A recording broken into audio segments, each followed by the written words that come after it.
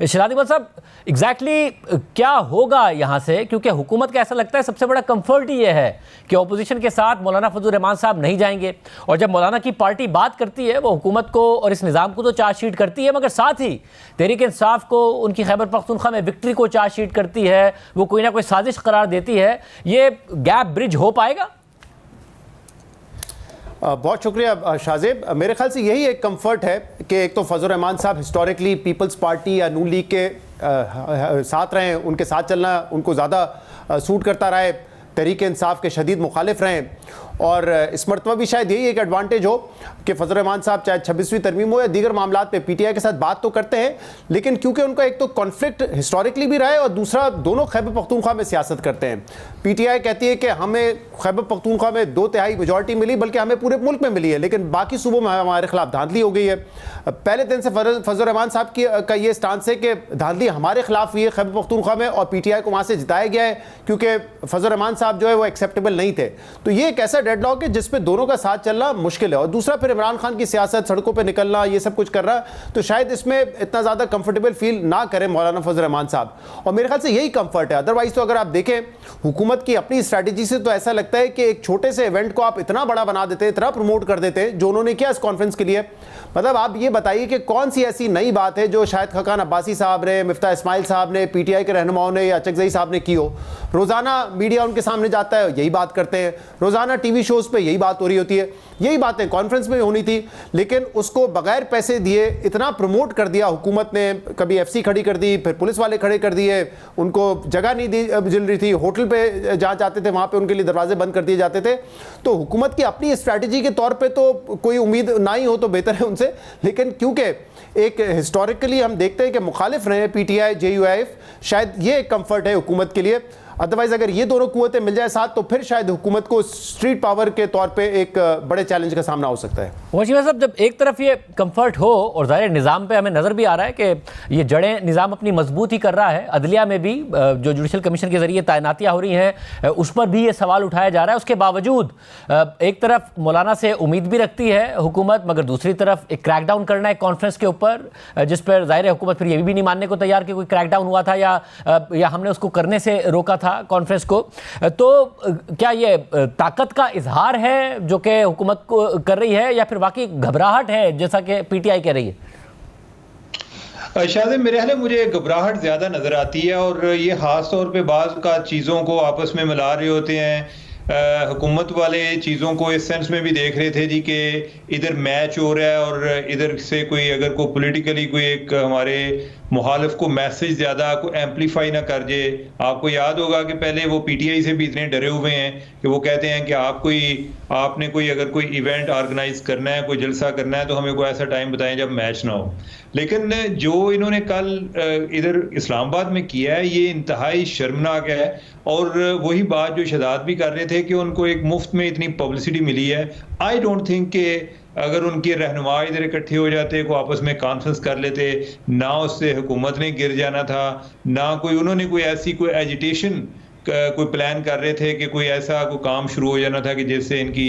Overall ये चीज़ें सारी डिस्टेबलाइज हो जाएं। तो मुझे तो ये घबराहट भी नज़र आती है, और उसमें डेफिनेटली एरोगेंस भी है। बाज़ औक़ात वो अपनी पावर को भी टेस्ट करते हैं कि हम कितने पावरफुल हो गए हैं, या इसी तरीके से वो अपोजिशन की वीकनेस को भी टेस्ट करने की कोशिश कर रहे होते हैं कि क्या ये अभी यूनाइटेड हैं, या कि हम इनके दरमियान को एक स्प्लिट क्रिएट कर सकते हैं। इसी तरह जो मौलाना फजल रहमान है, वो तो उनके लिए तो ना उगल पा रहे हैं ना निगल पा रहे हैं, उनके लिए ना पीटीआई के साथ चलना आसान है, और ना ही हुकूमत से अपना जान छुड़ाना उनके लिए आसान है। देखें जो उनका साउथ केपी है, साउथ केपी इस टाइम तकरीबन हुकूमत के कंट्रोल में नहीं है, उधर कोई रेट ही नहीं है। जो टांग का एरिया है उधर से अदालतें पहले डेरा में शिफ्ट हो गई हैं, डेरा इस्माइल खान में, जो कि मौलाना का भी घर है और इधर ही जो चीफ मिनिस्टर है उनका भी घर है। तो उनका जो एरिया जैसे बन्नू है, लकी मरवत है, टांक है, डेरा इस्माइल खान जिधर के मौलाना की एक प्रेजेंस होती है, वो सारा इस टाइम मिलिटेंट्स जो है वो उनके कंट्रोल में है, इन अ सेंस कि नहीं उनकी बहुत ज़्यादा एक उधर रेट उनकी है ना कि हुकूमत की है। आज भी बल्कि किसी वकील साहब जो है उन्होंने पिटीशन फाइल किया उधर जो पेशावर हाई कोर्ट है कि इन्हीं इलाकों के हवाले से कि साउथ केपी में रेट ख़त्म हो गई, और उसमें उन्होंने जो उधर के DPOs हैं, पुलिस वाले हैं या एडमिनिस्ट्रेशन है या इवन हुकूमत है, उनको फ्रीक बनाया। तो अब यह है कि मौलाना अगर उनके साथ जाते भी हैं तो फिर भी उनके लिए खतरा है। इधर से वो उनके साथ रहते भी हैं, इनके एक तो उनके लिए सियासी तौर पे वो बहुत ही ऑकवर्ड पोजीशन में है कि ना वो PTI से मुकम्मल तौर पे अपना पीछा छुड़ा सकते हैं और ना ही वो हुकूमत से अपना पीछा छुड़ा सकते हैं। तो वो मेरे ख्याल इसी तरह बैन बैन खेलते रहेंगे। और शहजाद, आमतौर पर ज़ाहिर सिस्टम में कहीं ना कहीं नज़र आता है कि अगर ये हो गया तो शायद ये निज़ाम जो है ख़तरे में पड़ जाएगा, चाहे वो अदलिया की तरफ से हो या कुछ ऐसा वकला की तरफ से हो या फिर अस्करी क़यादत हो, इस्टेब्लिशमेंट और हुकूमत के दरमियान इख्तलाफात की सूरत में हो, इस्टेब्लिशमेंट और अपोजिशन के करीब जाने की सूरत में हो। इसमें से कोई भी ऐसे आसार आपको नज़र आ रहे हैं जिस तरीके से अदलिया में भी इस निज़ाम ने मजबूती से अपने कदम जमा लिए हैं, फिर हुकूमत और इस्टेब्लिशमेंट के भी ताल्लुकात बड़े अच्छे हैं, लगता है कि कुछ ना कुछ ऐसा हो सकता है जिसकी वजह से ये निज़ाम हिल जाए, या आसार नहीं दिख रहे हैं इसके?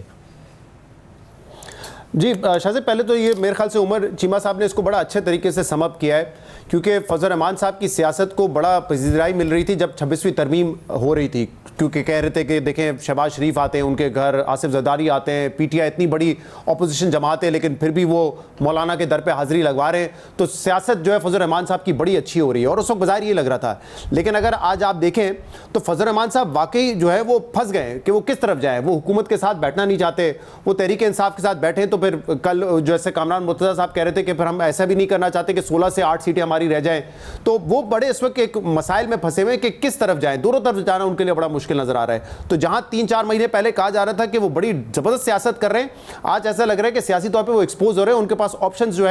जो है उसको वो कर नहीं पा रहे। जो दूसरा आपका सवाल है, मुझे तो नहीं लगता कि इस वक्त हुकूमत को किसी किस्म का खतरा है। देखिए खतरात क्या हो सकते हैं, PTI को खतरा था कि उनकी बड़ी एक अक्सरियत जो है वो बहुत ही छोटी सी अक्सरियत थी, इसलिए एक हिनाउस तब्दीली आ गई। इस किस्म का कोई खतरा नहीं है, ऑलमोस्ट 2/3 मेजॉरिटी इस हुकूमत के पास मौजूद है।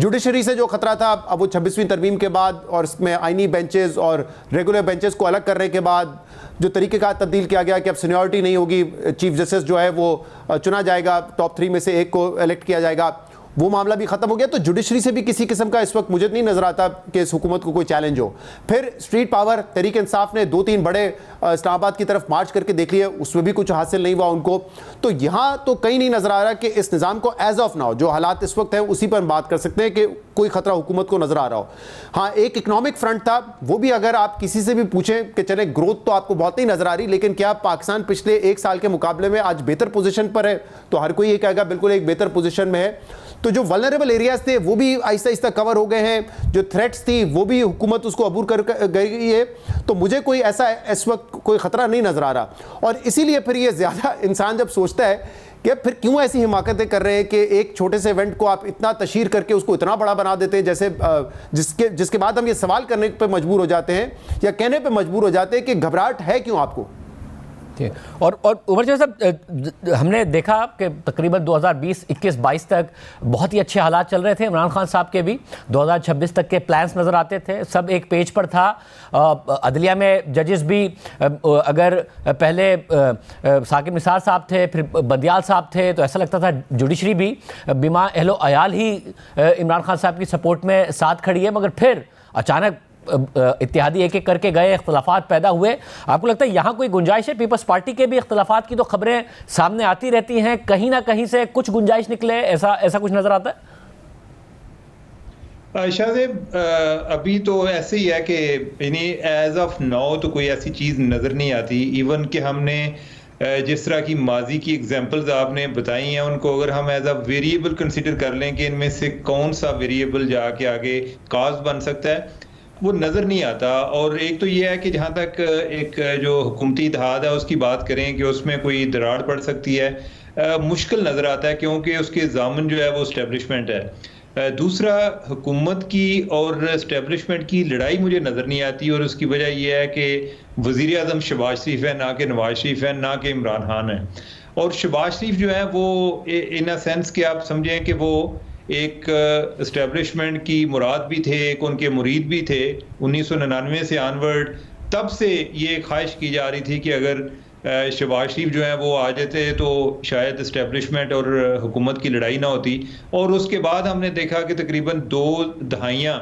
लड़ाइयों में गुजरी, तजर्बात में गुजरी, और फाइनली शहबाज शरीफ जो है वो आगे। मुझे बल्कि लगता है कि जैसे शहबाज शरीफ पहले वज़ीर आज़म होंगे कि जो अपने 5 साल भी पूरे कर जाएंगे। तो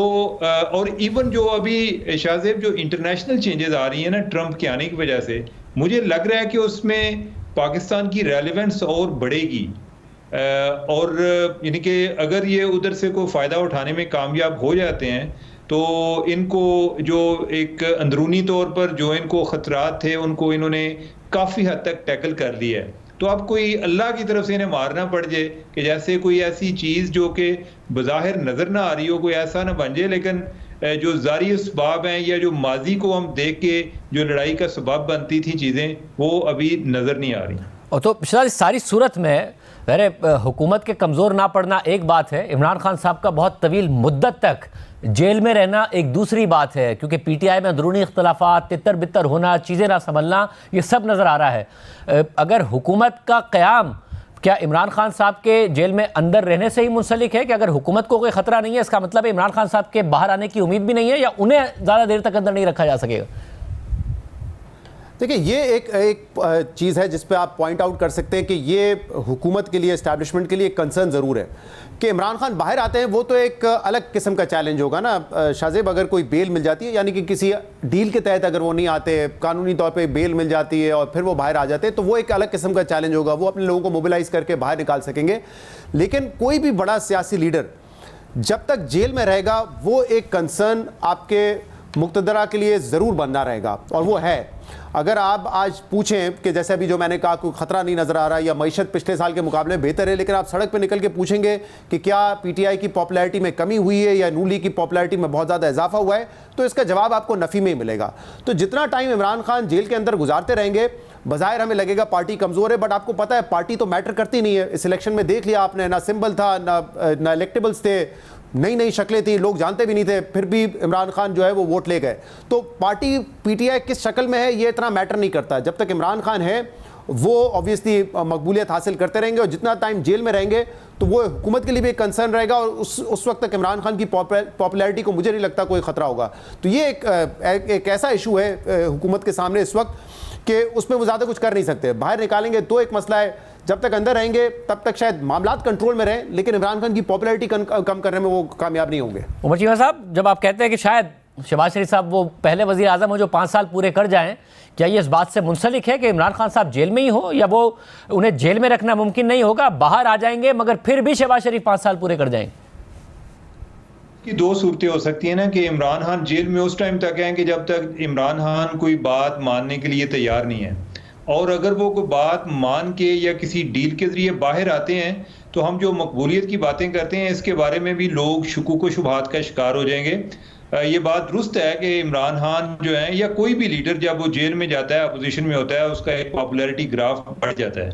लेकिन वो सब कुछ इसके लिए नहीं करता कि उसने हुकूमत से दूर रहना है, वो पावर में भी आना चाहता है, ठीक है, और वो पावर में आने के लिए बाद डील्स भी करता है। अब इमरान खान जो है, यानी कि उन्होंने शायद ये सोचा नहीं होगा कि ये मामला इतना लंबा हो जाएगा। मैं पहले भी बात करता हूँ कि एक साल तो यानी कि नवाज शरीफ जो है वो भी पहले निकाल गए थे, बाद में जब उन्हें एक मायूसी नजर आई, उन्हें लगा कि आगे कोई अंधेरा ही अंधेरा है हर तरफ, तो बाद में कोई उनकी कोई सूरत बनी या उसमें उन्होंने कोई फ्लेक्सिबिलिटी शो की। अब ये देखने की बात है कि इमरान खान कितनी देर उनका यानी कि सब्र करने का स्टेमिना कितना है, क्या वो उम्मीद रख सकते हैं कि अब ये भी तो एक सवाल है ना कि अगले अब लोग तो 2024 के